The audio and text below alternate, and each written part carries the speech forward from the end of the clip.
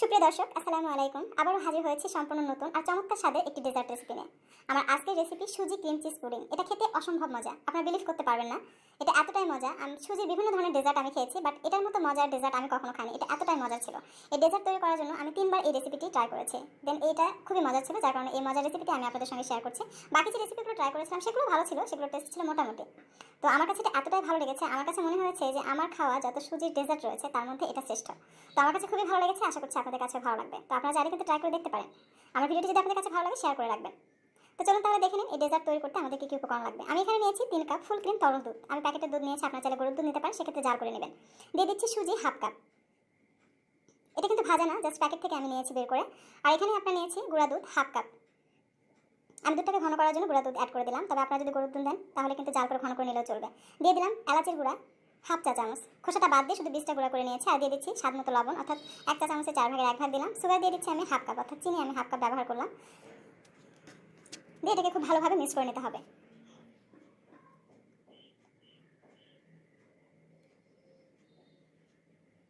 এটা মিক্স করা হয়ে গেলে রান্না করে নিতে হবে। তো আমি এখানে এটা সেট করার জন্য ব্যবহার করছি কেকের মোল্ড, দেখতে পাচ্ছেন। এখানে নিচে আমি প্লাস্টিক র্যাপার দিয়ে র্যাপ করে নিয়েছি, আর সাইডে আমি কিন্তু ঘি লাগিয়ে নিয়েছি, এতে করে আমাদের এটা মোল্ড আউট করতে সুবিধা হবে। তো রান্নার জন্য আমি বসিয়ে দিয়েছি। এটা চুলায় দেওয়া মাত্র অনবরত নেড়েচেড়ে রান্না করে নিতে হবে। খেয়াল রাখবেন নিচে থেকে যেন দলা পেকে না যায়, বা এটা যেন অনবরত নেড়েচেড়ে দিবেন। আপনারা নাড়ানো থামানো যাবে না কিন্তু, তাহলে কিন্তু অনেক সময় দলা পেকে থাকার সম্ভাবনা রয়েছে। তো বেশ কিছুক্ষণ রান্না করার পর যখন আপনার সুজিটা সিদ্ধ হয়ে যাবে তখন এটা নামিয়ে ফেলতে হবে। তো আমারটা হয়ে গেছে, আপনারা দেখতে পাচ্ছেন। আমি একটু আপনাদেরকে দেখিয়ে দিচ্ছি। তো এটা এরকম হবে, যখন সেদ্ধ হয়ে যাবে সঙ্গে সঙ্গে এটাকে নামিয়ে ফেলতে হবে। আর এটা কিন্তু গরম গরম মোল্ডে ঢেলে নিতে হবে। আপনার ঠান্ডা হয়ে গেলে কিন্তু সঙ্গে সঙ্গে জমে যাবে। তো দেখতে পাচ্ছেন আমি এটা গরম অবস্থায় সঙ্গে সঙ্গে মোল্ডে ঢেলে নিচ্ছি, কারণ এটা গরম অবস্থায় লিকুইড থাকবে, ঠান্ডা হওয়া মাত্র এটা জমে যাবে। তো গরম গরম এটাকে ঢেলে নিতে হবে।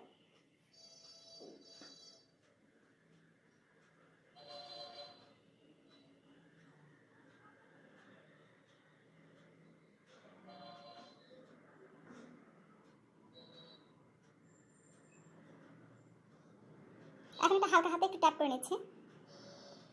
তো এটা এই অবস্থায় থাক। এখন আমরা তৈরি করবো ক্রিম। তো এর জন্য আমি এখানে ফুল ক্রিম তরল দুধ নিয়েছি 2 কাপ। দিয়ে দিচ্ছি গুঁড়া দুধ কোয়ার্টার কাপ, অর্থাৎ 1 কাপের 4 ভাগের 1 ভাগ। দিয়ে দিচ্ছি হাফ টিন ডানো ক্রিম। ডানো ক্রিমটা অবশ্যই দিবেন, কারণ এটার জন্য কিন্তু এটা অনেক বেশি টেস্টি হয়। তো অনেকে আছেন যারা ডানো ক্রিম সংগ্রহ করতে পারবেন না, তারা চাইলে দুধে সর দিতে পারেন। আর দিয়ে দিলাম এখানে আমি ময়দা 3 টেবিল চামচ, কর্নফ্লাওয়ার দিয়ে দিচ্ছি 2 টেবিল চামচ। দিয়ে দিচ্ছি লবণ 1 চিমটি। লবণ বেশি দেবেন না, কারণ ক্রিম চিজ ব্যবহার করবো সেটাতে লবণ থাকে। তো এখানে দিয়ে দিচ্ছি আমি অর্গানিক ভ্যানিলা এসেন্স। আপনারা চাইলে এমনি যে ফার্স্ট ক্লার্কের ভ্যানিলা এসেন্স আছে সেটাও দিতে পারেন, তবে সেক্ষেত্রে বেশি দিতে হবে। আমি এখানে 1 চামচ অ্যাড করলাম, এটার ফ্লেভারটা অনেক বেশি স্ট্রং হয়ে থাকে। আর দিয়ে দিচ্ছি ক্রিম চিজ। আমি এর আগে আপনাদেরকে দেখিয়েছি যে কীভাবে ঘরে আপনারা ক্রিম চিজ তৈরি করবেন, সেটার উপরে একটা ভিডিও অলরেডি আপলোড দেওয়া আছে, আপনারা চাইলে দেখে নিতে পারেন যারা এখনও দেখেননি। চাইলে বাইরে থেকে কিনে নিতে পারেন, তবে বাইরে থেকে কিনে পাওয়াটা অনেক টাফ, এটা সহজে পাওয়া যায় না। তবে ঘরে তৈরি করে নিতে পারেন, সেজন্য আমি এটার ভিডিওর লিঙ্কটা ডিসক্রিপশনে দিয়ে দিব, আপনারা চাইলে সেখান থেকে দেখে নিতে পারেন। এটাকে খুব ভালোভাবে মিক্স করতে হবে, চিজ ক্রিমটা যেন দলা পেকে না থাকে। এটা হ্যান্ড হুইস্ক দিয়ে খুব ভালোভাবে মিক্স করে নেবেন। এই ক্রিম তৈরি করতে কিন্তু আপনাকে হ্যান্ড হুইস্ক ব্যবহার করতে হবে। এটা চামচ বা খন্তা কোনো কিছু সাহায্যে কিন্তু তৈরি করা যাবে না, তাহলে কিন্তু ক্রিমটা দলা পেকে থাকবে। আর দিয়ে দিচ্ছি চিনি কোয়ার্টার কাপ, অর্থাৎ 1 কাপের 4 ভাগের 1 ভাগ। চুলায় দেওয়ার পর সঙ্গে সঙ্গে আপনাকে হ্যান্ড হুইস্ক দিয়ে অনবরত নেড়েচেড়ে এই ক্রিমটা রান্না করে নিতে হবে। আর খেয়াল রাখবেন ক্রিমটা তৈরি করতে হবে আপনাকে দস্তার প্যানে অথবা স্টিলের কোনো পাত্রে বা সিলভারের মোটা হাঁড়িতে। এই ধরনের কোনো কিছুতে আপনাকে ক্রিমটা রান্না করে নিতে হবে। ননস্টিকি প্যানে কিন্তু রান্না করা যাবে না। আপনারা যদি এই অবস্থায় চামচ দিয়ে রান্না করতে যান বা খন্তা দিয়ে নাড়াচাড়া করেন, তাহলে কিন্তু ক্রিমটা দলা পেকে থাকবে, স্মুথ হবে না। এভাবে হ্যান্ড হুইস্ক দিয়ে আপনাকে ক্রিমটা তৈরি করে নিতে হবে। আর যদি ননস্টিকি প্যানে করেন, তাহলে যখন এভাবে নাড়াচাড়া করবেন নিচে থেকে কিন্তু ননস্টিকি যে একটা উপরে লেয়ার থাকে সেটা কিন্তু উঠে যাবে, সেটা ক্রিমের সঙ্গে মিক্সড হয়ে যাবে, সেটা খেলে পেটে গেলে কিন্তু প্রবলেম হয়ে যাবে। সো ননস্টিকি প্যানে এই ক্রিমটা তৈরি করা যাবে না, যেহেতু হ্যান্ড হুইস্ক দিয়ে এটা তৈরি করতে হবে। তা না হলে যেহেতু ক্রিমটা দলা পেকে থাকবে। সো এই জিনিসগুলো মাথায় রেখে আপনাকে এই ক্রিমটা তৈরি করে নিতে হবে। আর লক্ষ্য রাখবেন যে দেখতে পাচ্ছেন যখন ঘন হয়ে আসবে সঙ্গে সঙ্গে চুলাটা বন্ধ করে দিয়ে তারপর আপনারা আবারও মিক্স করতে থাকবেন। তো আমার এটা হয়ে গেছে। এটা গরম অবস্থায় সঙ্গে সঙ্গে ঢেলে দিতে হবে।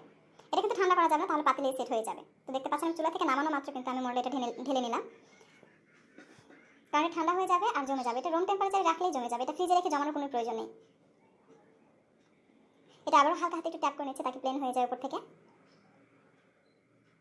গার্নিশ করার জন্য আমি এখানে নিয়েছি কাঠবাদাম, দেখতে পাচ্ছেন। এটাকে আমি কেটে নিচ্ছি। তো এভাবে লম্বা করে ধরে কেটে নিতে হবে চাকু দিয়ে। হ্যাঁ, আমি চাকুটা দিয়ে খুব একটা ভালো কাটতে পারি না, তারপর আপনাদেরকে দেখিয়ে দিচ্ছি আপনাদের সুবিধার্থে, তাকে আপনারা বাদামটা কাটতে পারেন। একটা আপু বলেছিলেন যে বাদাম কাটতে পারেন না, এটার উপর একটা টিউটোরিয়াল বানানোর জন্য। তো ভাবলাম যে এখানেই দেখিয়ে দিই, তাকে আপনারা বুঝতে পারেন।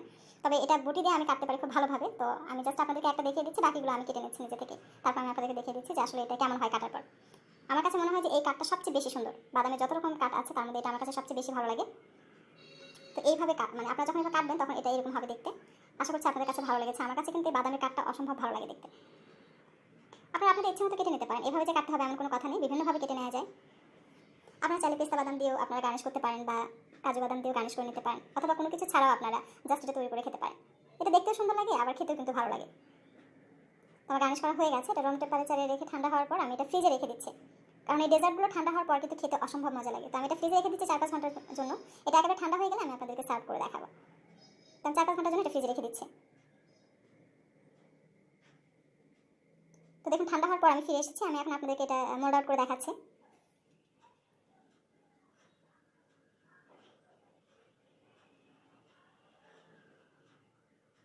তো দেখুন কতটা সুন্দর হয়েছে, এটা দেখতে যেমন সুন্দর খেতেও কিন্তু তেমনি মজা। এটা এতটাই মজা যে আমি আমার লাইফে অনেক ধরনের সুজির ডেজার্ট খেয়েছি, বাট এটার মতো মজার ডেজার্ট আমি কখনো খাইনি। তো আশা করছি আপনাদের কাছে খুবই ভালো লাগবে, আপনারা ট্রাই করে দেখবেন। আমার তো মনে হয় যে আপনাদের অবশ্যই ট্রাই করা উচিত। আর ট্রাই করলে কিন্তু জানাতে ভুলবেন না যে আপনাদের কাছে কেমন লেগেছে। তো এরকম আরও অনেক মজার মজার ডেজার্ট আমার চ্যানেলে শেয়ার করা আছে, আপনারা চাইলে সেগুলো দেখে নিতে পারেন। আশা করছি আপনাদের কাছে ভালো লাগবে। তো আমি এটা তুলে নিচ্ছি এখান থেকে।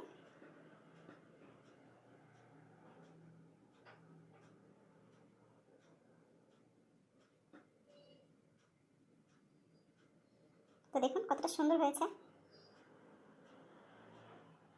তো এতক্ষণ আমার সঙ্গে থাকার জন্য আপনাদের সকলকে অসংখ্য ধন্যবাদ জানাচ্ছি। আর আমার এই রেসিপিটি যদি আপনাদের কাছে ভালো লাগে শেয়ার করে রাখবেন, আর সেই সঙ্গে আপডেট ভিডিও পেতে আমার চ্যানেলটিকে সাবস্ক্রাইব করে রাখবেন। আর পাশে যে বেল আইকন দেখতে পাচ্ছেন সেখানে ক্লিক করে রাখবেন, এতে করে যেটা হবে আমি ভিডিও আপলোড দেওয়া মাত্র সঙ্গে সঙ্গে আপনারা নোটিফিকেশন পেয়ে যাবেন। তো এই ছিল আজকের রেসিপি, আবারও হাজির হবো পরবর্তীতে নতুন কোনো রেসিপি নিয়ে। সে পর্যন্ত ভালো থাকবেন, আজকে বিদায় নিচ্ছি। খোদা হাফেজ।